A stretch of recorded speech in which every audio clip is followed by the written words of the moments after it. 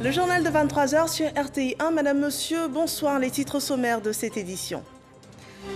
Défi du monde agricole ivoirien. Le Premier ministre face aux professionnels de l'agriculture, des productions animales et des ressources halieutiques et de la chaîne agroalimentaire. Une grande stratégie est annoncée afin de faire de ces secteurs le fer de lance de l'économie nationale. Lancement des écrits du baccalauréat 2021 à Adiaké par la ministre de l'Éducation nationale et de l'alphabétisation, Mariatou Koné. 312 771 candidats sont répartis dans 504 centres de composition à travers le pays. Cette dernière phase du bac s'achèvera le 9 juillet prochain et puis la Côte d'Ivoire est en plein sur la voie du développement. Plusieurs chantiers sont ouverts sur tout le territoire pour le bien-être des populations. Des travaux d'assainissement, de raccordement électrique, d'amplification du réseau de distribution en eau potable et la formation également des populations rurales. Un vaste chantier que nous vous présenterons au cours de cette édition. Bienvenue dans ce 23h. Les filières agricoles sont dans le viseur du gouvernement pour soutenir l'économie du pays. La Côte d'Ivoire, pourtant leader mondial dans la production de nombreuses matières premières, rentabilise peu sur les marchés internationaux. Et à ce problème, le Premier ministre propose des solutions: produire mieux et plus, industrialiser les filières et même former à l'agrobusiness. La stratégie pour la compétitivité des filières agricoles agroalimentaire présentée au cours d'une rencontre avec les professionnels de l'agriculture, des productions animales, des ressources halieutiques et de la chaîne agroalimentaire. Nous en parlons avec Lanciné Bakayoko. Malgré le leadership confirmé de la Côte d'Ivoire en matière de production agricole, la rentabilité des filières agricoles, animales, aquacoles et agro-industrielles ivoiriennes ne cesse de se dégrader. À titre d'exemple, pour le cacao, dont la Côte d'Ivoire est première productrice mondiale, seulement 5% des recettes générées par l'industrie du chocolat reviennent au principal pays pourvoyeur. Même scandale un peu partout, notamment au niveau du palmier à huile, de l'anacarde, de la mangue, du coton et de l'ananas. Une situation inacceptable que le Premier ministre Patrick Kachi envisage de changer radicalement. La situation que nous vivons aujourd'hui, où malgré tous ces efforts, nous retirons en termes de valeur ajoutée la part infime que nous avons, osons le dire avec clarté et avec franchise, cette posture n'est plus tenable. Un plan stratégique décennal est également en place pour de grands projets de développement. Ces grands projets sont en cohérence avec les lignes d'action proposées dans le programme national d'investissement agricole de deuxième génération PNIA 2, notamment ceux mettant l'accent sur le développement de fermes sémencières privées et la sécurisation des intrants par le rapprochement des producteurs à travers les agropoles. À l'initiative du ministre de l'Agriculture, un plan spécial de 131 milliards de francs CFA orienté vers les filières légumières et maraîchères a parallèlement été approuvé. Une sorte de plan d'urgence destiné à faire face aux pénuries éventuelles et à la pression du marché. Le potentiel devant nous est immense. Il ne tient qu'à notre volonté politique, à nos choix stratégiques et à nos efforts individuels. Nous sommes convaincus plus que jamais que c'est ensemble et seulement ensemble, dans une logique de partenariat total, franc et engagé, que nous serons à même d'atteindre les objectifs ambitieux que nous nous sommes fixés et que les Ivoiriens attendent de nous avec beaucoup d'espérance. Selon Patrick Kachi, seule une approche intégrée combinant action publique et investissement privé permettra de donner des perspectives positives à l'agriculture ivoirienne. Et on n'a aucune autre alternative. Le fer de lance de cette Côte d'Ivoire solidaire, où les paysans sont transformés en fermiers, où les producteurs sont transformés en transformateurs de première et de deuxième transformation, où effectivement on a des nationaux qui ont la capacité, en tant que champions nationaux, d'aller sur les marchés extérieurs et de se battre avec des produits de notre pays qui sont compétitifs et qui répondent aux normes. Je crois que c'est le combat que le président a confiée à notre génération. À partir du 12 juillet prochain, des groupes de travail publics-privés vont être créés pour identifier les besoins de l'ensemble des filières agricoles. Le rôle de cette task force bipartite, mettre à la disposition du gouvernement au plus tard le 11 septembre, une feuille de route qui dessinera les premiers projets pilotes attendus avant décembre 2021. Et le Premier ministre prenait également part ce lundi à une cérémonie de dédicace d'un livre sur Amadou Gon Coulibaly. Dans 3 jours sera commémoré le premier anniversaire de sa disparition. Amadou Gon Coulibaly, le cœur et l'esprit. C'est un livre autobiographique de l'homme qui a voulu écrire son histoire, se raconter pour se souvenir et se découvrir. Ainsi est présentée l'œuvre par ses auteurs, Ziad Limam, patron du journal Afrique Magazine, et Venance Conan, patron du groupe Fraternité et Matin. Ces 2 patrons de presse immortalisent par ce livre Amadou Gon Coulibaly, une œuvre que vous pourrez retrouver chez votre libraire. La grande phase des écrits du baccalauréat a débuté ce lundi. 31 271 candidats sont inscrits pour cet examen cette année. La ministre de l'Éducation nationale et de l'alphabétisation était ce matin à Diaké, dans le sud Comoé, pour le lancement des compositions. Franck Wadio rend compte de ce top départ. À Diaké, dans le sud Comoé, nous sommes la veille du baccalauréat. Dans ce centre d'examen, déjà quelques élèves viennent identifier leur salle de composition. Une astuce que tous n'ont pas. Le lendemain, jour J, ce lundi 5 juillet, Arsène et ses amis se livrent au même exercice. Se rassurer et être prêt afin d'affronter la première épreuve, celle du français. Dans cet établissement, il est presque 8 heures, arrive la ministre de l'Éducation nationale et de l'alphabétisation. Le professeur Mariatou Kone a choisi le lycée moderne Camille Conan pour le démarrage officiel du baccalauréat session 2021. Vous avez appris là. Ce que vous savez faire, c'est ce qu'on va juger à travers cet examen. Notre baccalauréat doit être crédible à l'extérieur. Donc concentrez-vous, travaillez. L'examen débute donc. Les candidats disent être dans le bon état d'esprit. Nous constatons que les sujets sont abordables et nous pensons nous en sortir pendant ces épreuves. La préparation de l'examen s'est bien passée. Nous avons beaucoup fait des révisions et travaillé beaucoup sur le résumé. C'est pour cela que j'ai décidé de faire le résumé. Après Adiaké, cap sur Bonois. Ici, tout se passe bien. J'ai dit qu'on a ici un gros effectif, on a 782 candidats, donc 400 filles et 382 garçons. On a toutes les séries. J'ai choisi le commentaire composé parce que je me sens bien, j'arrive facilement à comprendre le texte. La ministre Mariatou Kone, pour sa part, insiste sur l'engagement et l'excellence. Nous voulons juger la valeur intrinsèque de chaque candidat afin que le 27 juillet, ce soit des élèves méritants qui soient admis au baccalauréat. Nous avons mis face à leurs responsabilités afin que la conscience personnelle de chacun prévale au cours de ces examens. Une chose dont nous avons parlé, que chacun n'attende pas qu'il y ait des vidéosurveillances, qu'il y ait des méthodes ultra-modernes de lutte contre la tricherie. Il faut que chacun soit son gendarme, que chacun sache que le travail qu'il fait, c'est pour soi. Et ceux qui les aident à la tricherie ne les aident pas du tout, ne leur font pas du bien. 312 771 candidats composent pour cette session 2021 du baccalauréat. 504 centres ont été retenus. Voilà, et partout en Côte d'Ivoire, donc 312 771 candidats ont été soumis dès ce matin à l'épreuve de français. Voyons comment, dans la capitale économique ivoirienne, les candidats ont abordé cette première composition. Pour le constater, Grace Kondo a visité plusieurs centres du district d'Abidjan, suivant son reportage. Lycée classique d'Abidjan, ce lundi, il est 7h25.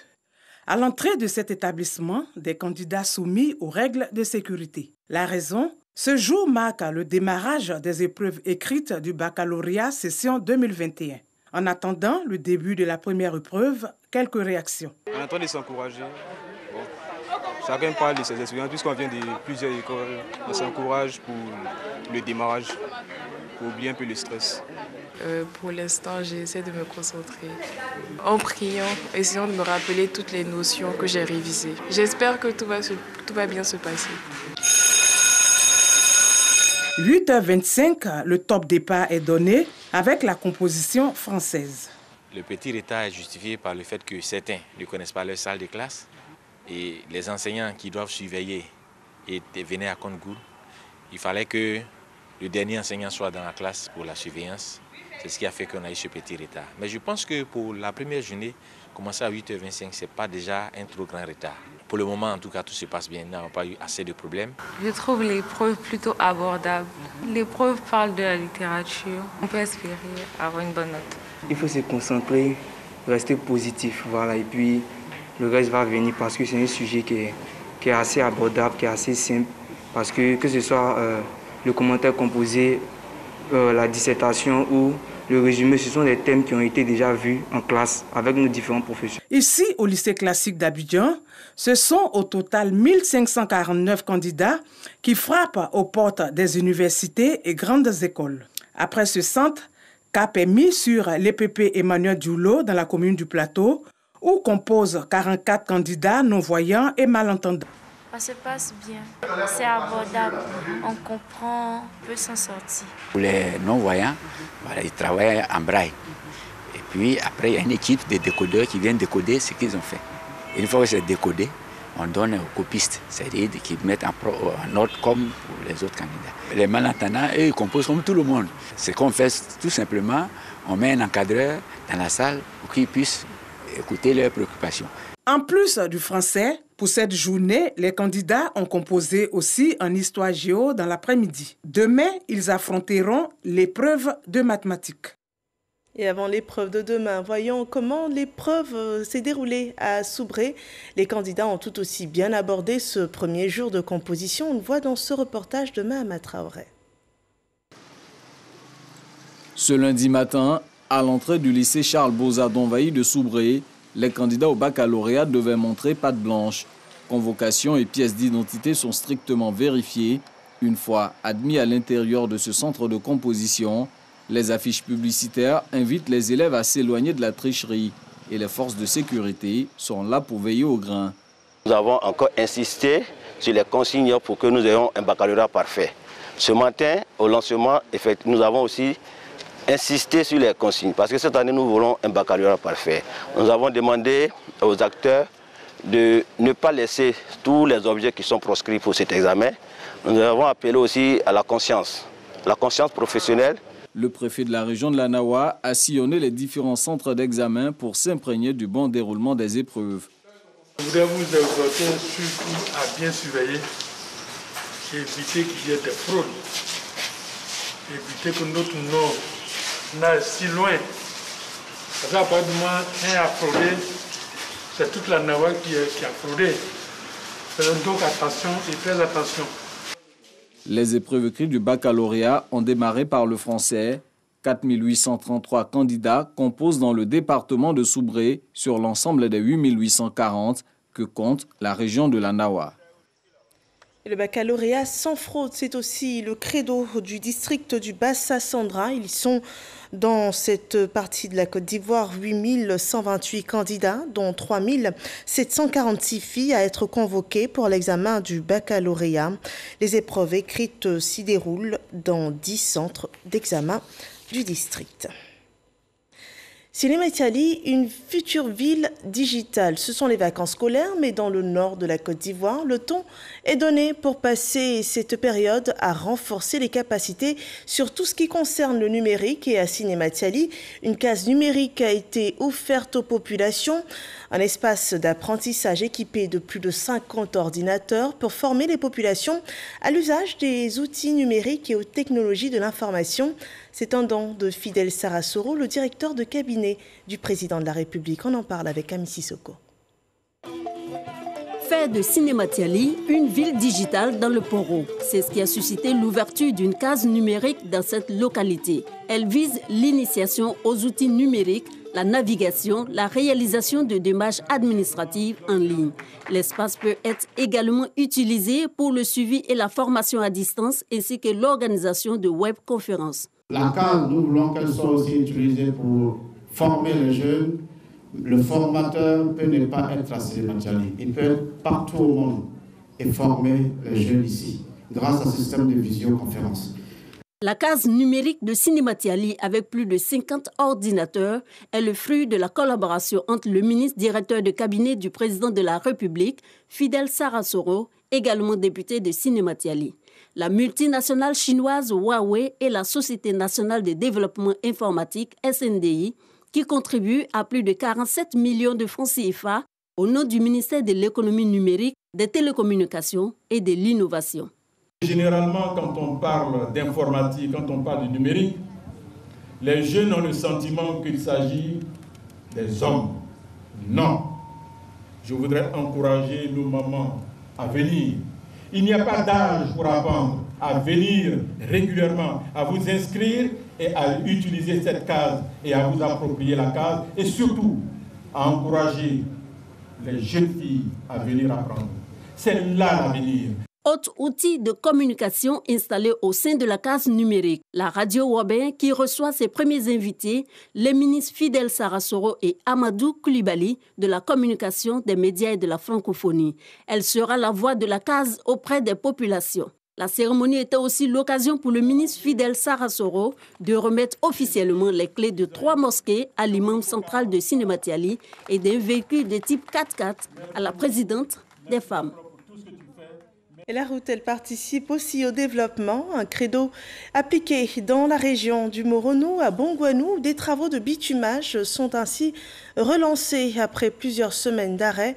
Hermaniamia. Dans exactement 2 mois, la voie principale du quartier Kangandi dans la commune de Bongouanou sera entièrement bitumée. La reprise des travaux est marquée ici par ce coup de pelle. Il faut le rappeler, les travaux de bitumage de cette voie longue de 2 km étaient déjà en cours d'exécution depuis l'année dernière lorsqu'ils ont été interrompus à cause d'un acte de vandalisme perpétré sur les engins de l'opérateur lors des événements liés à la désobéissance civile pendant l'élection présidentielle d'octobre 2020. J'ai un seul mot, c'est de remercier son Excellence Monsieur le Président de la République, Alassane Ouattara, et son frère, le Président Awa Ndoli Théophile, l'inspecteur général d'État, pour la reprise effective des travaux de bitumage de la voie principale de Kangandi. Et demander aux jeunes que la politique, c'est d'apporter le développement à sa région et non pas de détruire. Ces travaux qui reprennent ce jour ont été rendus possibles grâce à l'intervention de l'inspecteur général d'État, Théophile Awa Ndoli, qui a pesé de tout son poids pour convaincre l'entrepreneur. Cette route que le président a promis, et c'est cette route qui est en train d'être réalisée par l'entrepreneur M. Aondjon, qui, malgré les déboires qu'il a eus, a accepté. Parce que, comme par hasard, c'est lui aussi chez lui. Bon, il va faire quoi? Il a accepté de reprendre les travaux. Et nous disons vraiment grand merci au président de la République et grand merci également à l'entrepreneur. Nous sommes là pour le développement. Il y a eu des histoires, je sais qu'ils n'ont pas compris. Le développement, c'est pour nos parents. Donc on est inscrit dans ce développement, donc je suis obligé de reprendre.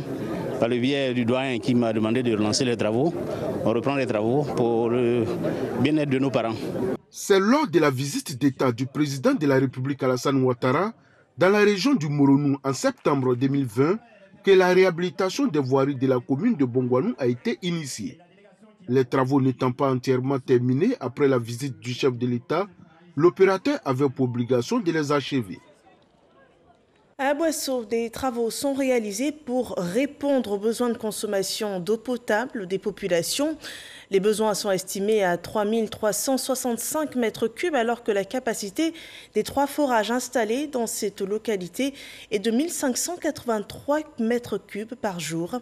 Il y a donc un déficit de 53%.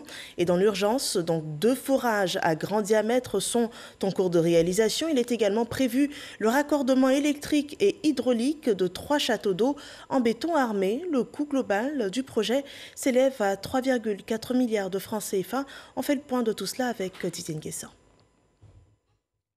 Dans exactement 6 mois, les populations du Sud Comoé, notamment le département de Maféré et 14 localités environnantes, auront de l'eau potable sans discontinuer.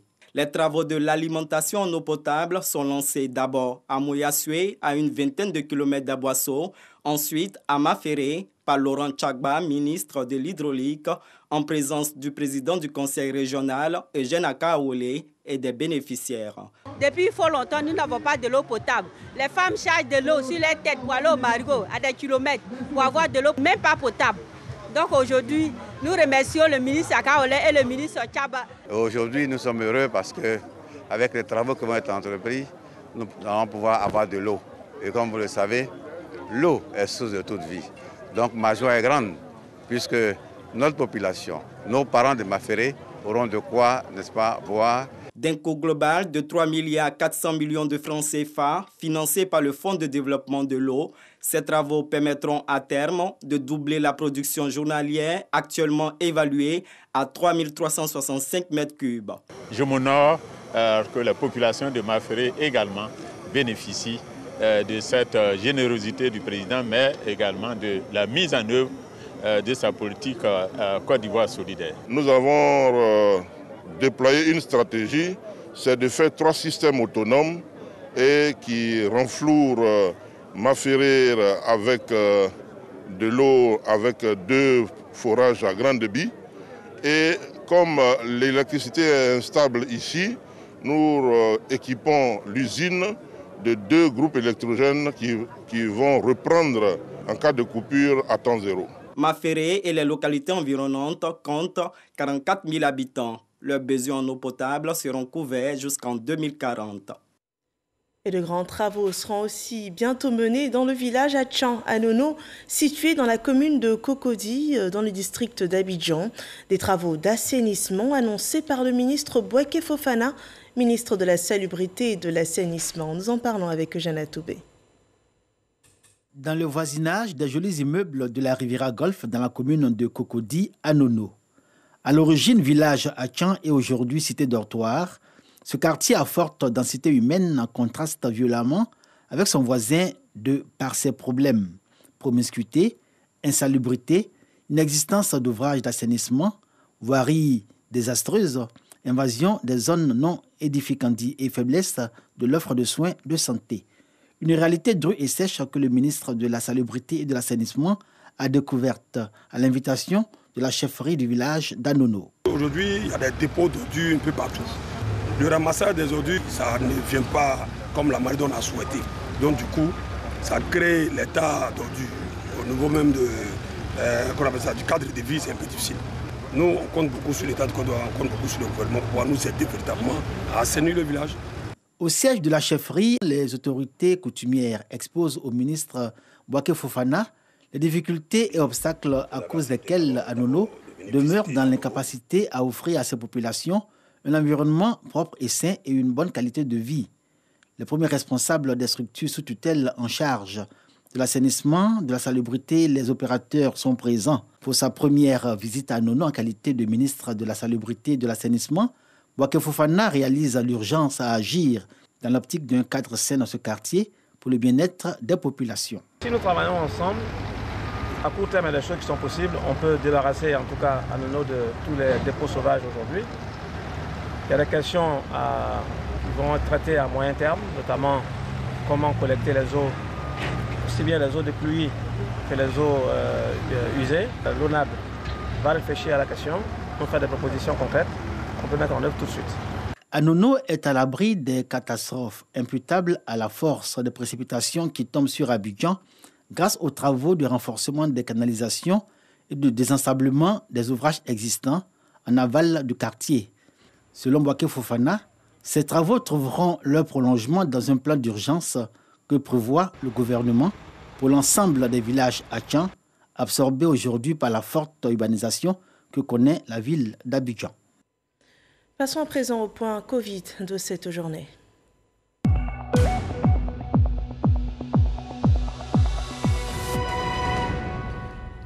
Le ministère de la Santé, de l'Hygiène publique et de la couverture maladie universelle a enregistré ce 5 juillet 2021 16 nouveaux cas de Covid-19 et 34 nouvelles guérisons.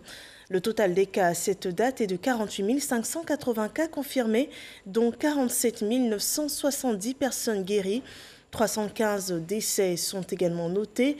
Il reste encore 295 cas actifs et à ce jour, sachez qu'au moins 801 689 doses de vaccins anti-Covid ont été administrées sur tout le territoire ivoirien.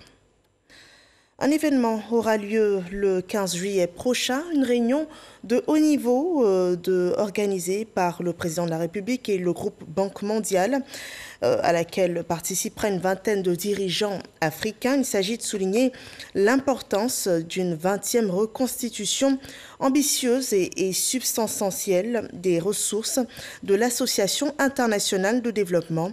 La reconstitution soutiendra une relance résiliente à la crise économique due à la Covid-19 et aidera le continent africain à poursuivre sa transformation économique. L'Afrique, on le rappelle, est le plus grand bénéficiaire de l'IDA avec 39 pays. Dans la région du Zanzan, une grande action sociale a été menée pour le renforcement des services de santé. Le bloc opératoire du CHR de Bandoukou a été rénové, du matériel sanitaire offert, le tout à coût de 82 millions de francs CFA. C'est une œuvre de l'organisation chrétienne Message de Vie conduite par le pasteur Mohamed Sanogo, suivant ce compte-rendu de Mahamat Traoré. C'est un nouveau souffle que l'organisation chrétienne dénommée le ministère Message de Vie vient d'apporter au bloc opératoire du centre hospitalier régional de Bandoukou. Il vient d'être entièrement réhabilité et même agrandi pour accueillir plus de patients nécessitant des interventions chirurgicales. Nous avons eu du matériel supplémentaire. Tous nos matériels qui étaient désuets ont été remis d'aplomb. Alors là, nous marquons une satisfaction totale et nous voudrons dire merci à Message de Vie. Outre la réhabilitation de ce bloc opératoire, le ministère Message de Vie, dirigé par le pasteur Mohamed Sanogo, a également offert du matériel au centre de santé des départements de Bouna, Tanda et Bandoukou. Ce à quoi s'ajoute la prise en charge gratuite de plusieurs interventions chirurgicales de malades dans ces trois villes. Je sais qu'à partir de maintenant, là, nos malades seront soulagés. Beaucoup d'évacuations sur Abidjan vont s'arrêter grâce au pasteur Mohamed Sanogo. Par la grâce de Dieu, ici à l'hôpital de Bandoukou, un bloc opératoire a été donc offert, une réhabilitation des deux autres blocs. C'est vraiment manifester l'amour de Christ, parce que tous ces dons, pour nous, ça nous vient de Dieu. C'est miraculeux que Dieu les mette à notre disposition, mais il les met dans nos mains pour que nous puissions aider nos frères et nos sœurs. La facture de cette action humanitaire se chiffre à plus de 82 millions de francs CFA. Le ministère Message de Vie, créé en 1996, entend perpétuer ce genre d'action pour un impact social encore plus renforcé. Voilà une action sociale qui vient soutenir les actions du gouvernement. L'État de Côte d'Ivoire envisage apporter un soutien aux artisans. Cela passe nécessairement par des données fiables. Et le nombre d'artisans dont dispose le pays sera recensé. Une caravane est en route dans ce sens. La première escale de cette caravane, c'est la capitale d'Unzi, Dimbokro, où a été lancé le recensement des artisans. Le reportage de Kader Sogodogo. Ils sont nombreux à exercer des activités dans l'informel. Ces artisans veulent avoir désormais un statut fiable pour bénéficier des avantages sociaux, fiscaux et économiques que le gouvernement offre. Une caravane pour les dénombrer sillonne le pays. Point de départ, Dimbokro. La caravane, c'est pour faire profiter les artisans des fonds que l'État de Côte d'Ivoire a mis en place pour le secteur informel et que jusqu'à présent, ces artisans ne savent pas comment il faut faire pour avoir accès à ces fonds. Mais l'État a créé des conditions pour permettre à l'artisan aujourd'hui de pouvoir avoir accès à ces fonds, qui est le statut des apprenants. Avec ce statut, celui qui est au secteur informel peut bénéficier que des prêts de ce fonds. Sortir de l'informel pour le formel. Une aubaine pour les artisans de la région d'Unzi. Je voudrais dire merci au président pour tout ce qu'il fait pour les artisans. Et dit merci aussi aux artisans de Dimoko qui se sont bien mobilisés pour l'enrôlement. La caravane de recensement des artisans va sillonner les 31 régions et 2 districts que compte la Côte d'Ivoire. Hors de nos frontières, le Nigeria enregistre un nouvel enlèvement de masse de 140 lycéens. Dans la nuit de dimanche à lundi, 165 élèves dormaient dans leur pensionnat du lycée Bethel Secondary School au sud-est de la capitale de l'État de Kaduna. Lorsque des groupes armés se sont introduits dans l'école, 25 élèves ont réussi à s'échapper. Ils sont désormais plus d'1 millier d'enfants, d'adolescents ou d'étudiants à avoir été enlevés par des bandes armées dans plusieurs États du nord-ouest et du centre-ouest du Nigeria. Des centaines de femmes manifestaient dimanche pour protester contre le manque de protection de l'État nigérien. Voilà qui met un terme à cette édition d'information. Merci de nous avoir suivis. Excellente fin de soirée sur RTI 1.